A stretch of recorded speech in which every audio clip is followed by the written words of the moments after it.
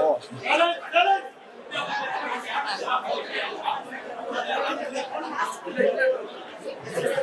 Yes.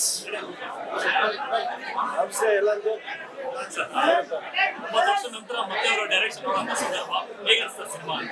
ಅದೇ ನಾವು ಒಂದು ಅದೃಷ್ಟ ಅಂತ ಹೇಳ್ಬೇಕು. ಉಪ್ಪಿ ಸರ್ ಜೊತೆನೆ ಅವರೇ ಇವತ್ತು ಕರೆದು ಸಿನಿಮಾ ತೋರಿಸ್ತಾ ಇರೋದು. ಯಾಕಂದ್ರೆ ಅವ್ರಿಗೆ ಬೆಳಿಗ್ಗೆ ಫೋನ್ ಮಾಡಿದಾಗಲೂ ಅದೇ ಹೇಳಿದ್ರು, ನಾವು ಚಿಕ್ಕ ಹುಡುಗರೆಲ್ಲ ಅವ್ರ ಸಿನಿಮಾ ನೋಡ್ಕೊಂಡು ಎಂಜಾಯ್ ಮಾಡ್ಕೊಂಡು ಸಿನಿಮಾಗೆ ಬರಬೇಕು ಅಂತ ಬಂದಂಥವ್ರು.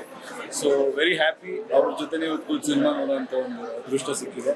ಆ್ಯಂಡ್ ಏನು ಹೇಳಲಿ ಅವ್ರ ಬಗ್ಗೆ, ಅವ್ರ ಮನಸ್ಸಲ್ಲಿ ಏನು ನಡೀತಾ ಇದೆ, ಅವ್ರ ಮೈಂಡಲ್ಲಿ ಏನಿದೆ, ಸಿಂಬಾಲಿಕ್ ಆಗಿ ಎಲ್ಲ ಹೇಳಕ್ ಕೊಟ್ಟಿದ್ದಾರೆ. And as usual Uppi sir picture ಅಂದರೆ ಸ್ಟ್ರೈಟ್ ಆಗಿ ಯಾವುದು ಇರಲ್ಲ, ಅದರಲ್ಲಿ ತುಂಬ ಡೀಪ್ ಅರ್ಥಗಳಿರುತ್ತೆ. ಸಮಾಜದಲ್ಲಿ ನಡೀತಿರೋ ವಿಷಯಗಳಾಗ್ಬೋದು, ಕಥೆನೇ ಸರಿನೋ ತಪ್ಪು ಅನ್ನೋ ಒಂದು ಪ್ರಶ್ನೆನ ಹುಟ್ಟಾಕಿದ್ದಾರೆ.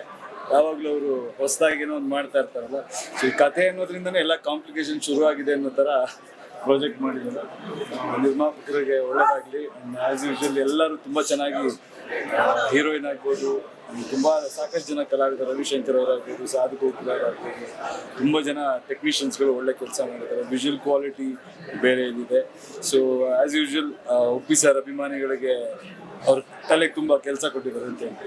ಒಳ್ಳೇದಾಗಲಿ, all the best. Thank you. Cinema ಮೇಲಿನ ಜನಗಳಿಗೊಂದು ಫೋಕಸ್ ಸಿಗುತ್ತಾ ಅಂತ, ಐಡಿಯಾಲಜಿ ಮೇಲೆ, ಜೀವನದ ಮೇಲೆ, ಅವ್ರಗಳ ಮೇಲೆ ಅವ್ರು ಹೇಳಿದ್ರೆ ಅವರೇ ಹುಡ್ಕೋಬೇಕು, ಯಾರು ಹುಡ್ಕೊಡಕ್ಕಾಗಲ್ಲ ಅಂತ ಕಥೆಯಲ್ಲಿ. ಸೊ ನಿಮ್ಮ ಇದನ್ನ ನೀವೇ ಹುಡ್ಕೋಬೇಕು ಅನ್ನೋದನ್ನೇ ಅವರು ಅದ್ರಲ್ಲಿ ಹೇಳಕ್ ಕೊಟ್ಟಿದ್ದಾರೆ. ನಾನು ಅನ್ಕೊಂಡಿದ್ದೀನಿ, ಉಪ್ಪಿ ಸರ್ನಿ ಕೇಳ್ಬೇಕು ನೀವು. ಜೊತೆಗೆ ಹೊರತುಪಡಿಸಿ ಜನವರಿ 8ಕ್ಕೆ ಈಗ ಈ ಸಿನಿಮಾದ ಮೇಲೆ ಮಾಡಿ. ಒಳ್ಳೇದಾಗಿ. Thank you. ಎಲ್ರಿಗೂ ನಮಸ್ಕಾರ. ಉಪ್ಪಿ ಸರ್ನ ಪರದೆ ಮೇಲೆ ನೋಡೋದೇ ಒಂದು ಟ್ರೀಟ್. ಅದರಲ್ಲೂ ಅವ್ರ ಡಿರೆಕ್ಷನ್ ಇಷ್ಟು ವರ್ಷದ ನಂತರ ಅಂದರೆ it is a double treat. ತುಂಬ ಯಶ್ ಅವ್ರು ಹೇಳ್ದಂಗೆ ಈಸ್ ವೆರಿ ಇಂಟೆಲಿಜೆಂಟ್ಲಿ ಈ ಫಿಲ್ಮ್ ಮಾಡಿದ್ದಾರೆ. ಆ್ಯಂಡ್ ಎಲ್ಲ ಪಾತ್ರಗಳು ತುಂಬ ಚೆನ್ನಾಗಿ ಮೂಡ್ ಬಂದಿದೆ. They look very nice. Performance ಕೂಡ ನಮಗೆ ಒಂದು ಟ್ರೀಟ್ ಥರ. ಆ್ಯಂಡ್ ಒಂದು ಕಥೆಗಿಂತ ಒಂದು ಯೋಚನೆ ಮಾಡುವಂಥ ವಿಷಯಗಳು ತುಂಬ ಸಾಕಷ್ಟಿದೆ ಈ ಸಿನಿಮಾದಲ್ಲಿ. ಸೊ ನಾವಂತೂ ಎಂಜಾಯ್ ಮಾಡಿದ್ವಿ. And good luck to everyone. Yes, sir. Sir, English for India today. What did you feel about the film in English India today? Firstly, I'm a huge fan of Uppi sir. So he's been a huge inspiration for many actors in Karnataka, and I think a lot of technicians have always been inspired by him, and it's somebody who we look up to, and he's been inspiring us every now and then, and now he's come with a new film. As usual, he has come with something very unique. It's never about just making another cinema for entertainment.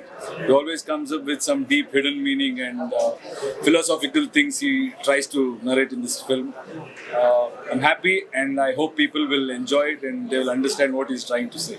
So any updates about Toxic? I'll let you know. Working on it. Thank you.